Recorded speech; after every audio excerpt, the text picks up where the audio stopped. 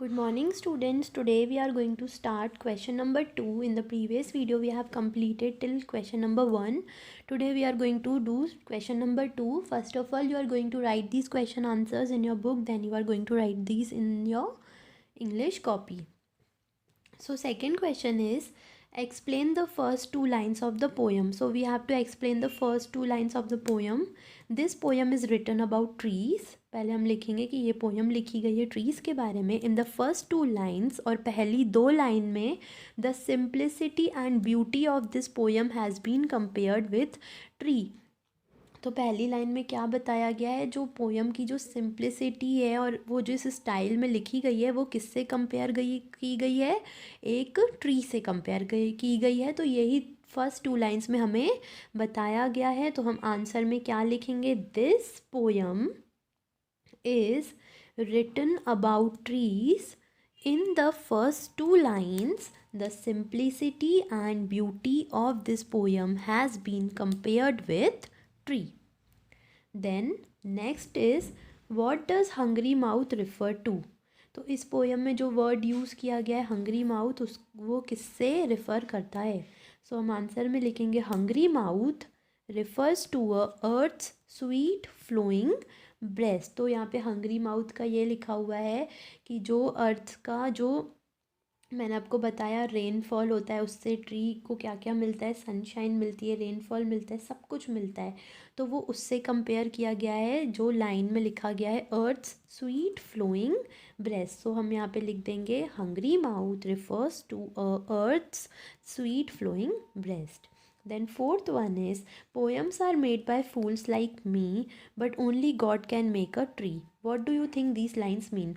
तो ये बोल रहे हैं कि ये जो दो लाइन लिखी हुई है poems are made by fools like me but only God can make a tree. तो ये लाइन का मतलब क्या हुआ. तो हम आंसर में लिखेंगे the poet describes the beauty of tree. तो जो पोएट हैं वो किस बारे में बता रहे हैं, ट्री की ब्यूटी के बारे में बता रहे हैं. Which is made by the God, जो किसने बनाई है, जो क्रिएट किया है गॉड ने. एंड ही सेज, और वो बोलते हैं he can only make a poem but God can create it. तो वो ये बोलते हैं मैं सिर्फ एक पोएम लिख सकता हूँ लेकिन गॉड तो ट्री को ही पूरा क्रिएट कर सकते हैं, इतना सुंदर ट्री बना सकते हैं, और मैं सिर्फ एक पोएम ही लिख सकता हूँ. Fifth question is do you agree with the message the poet is trying to convey, explain your views. तो इसमें ये बोल रहे हैं कि क्या आप एग्री हैं जो ट्री वाली पोएम से पोएट हमें कुछ मैसेज देना चाहते हैं. Yes I agree with the message the poet is trying to convey. Trees are very essential for environment. So in this question हमें ये बताना था कि उस मैसेज हमें क्या मैसेज मिल रहा है. तो हमने यहाँ लिख दिया यस आई एग्री. हम मानते हैं कि जो पोएट हमें मैसेज देना चाह रहे हैं वो कन्वे होता है बिकॉज ट्री क्या है, बहुत ही इम्पॉर्टेंट पार्ट है इन्वायरमेंट के लिए. Sixth one is what examples of personification can you find in the poem. तो मतलब ट्री को किस चीज़ से कंपेयर किया गया है, इसमें हमें ये बताना है. In this poem tree has been personified as a man. इसमें ट्री को मैन की तरह पर्सोनिफाई किया गया है. A tree always look in the sky and pray etcetera. तो यहाँ पे इस लाइन से पता चलता है कि उसको मैन से पर्सोनिफाई किया गया है क्योंकि पोएम में दिया गया है in this poem a tree always look in the sky. Tree sky में देखता है और प्रे करता है लाइक अ मैन, इसीलिए उसका पर्सोनिफिकेशन मैन की तरफ किया गया है. So here we have completed all the question answers.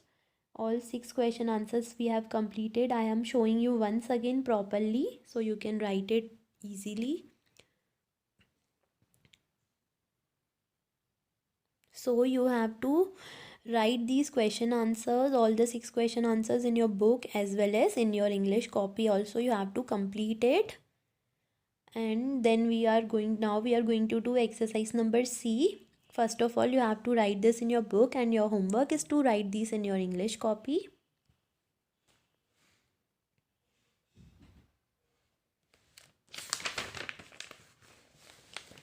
So here it is given vocabulary exercises. So here it is written Types of poetry. Poems can be known by different names. Here are few words related to poetry. तो poem हर उस नाम से जानी जाती है जो अलग अलग नाम से जानी जाती है. तो यहाँ पे कुछ words हैं जिनसे वो poems जानी जाती हैं. Match the type with its meaning by referring to a dictionary. तो अब हमें क्या करना है, हमें इनको मैचअप करना है जो इनका मीनिंग है. तो फर्स्ट वन इज़ बैलेड. तो बैलेड क्या होती है? It is a musical poem that tells a story, usually romantic. तो जब हमें म्यूज़िकल पोएम हम पढ़ते हैं तो उसका हम वर्ड यूज़ करते हैं बैलेड. तो हम इसको मैच कर देंगे सेकेंड वन से. Second one is chorus. तो कोरस क्या होता है? The part of a song that is repeated after each verse. So we are going to match it with this. Third one is couplet. तो couplet क्या होता है? It is a stanza made up of 2 rhyming lines. जब poem में 2 rhyming lines use की जाती है उनको अपन बोलते हैं कपलेट. लाइमरिक. तो लाइमरिक क्या होता है? A 5 line humorous poem. Then it is written lyrics. Lyrics क्या होते हैं? Words of a song. So we are going to match it here. Then last one is verse. So verse means stanza. So we are going to match it with stanza. So here we have completed our question and answers and our vocabulary part. Now in the next video we will continue with our grammar part.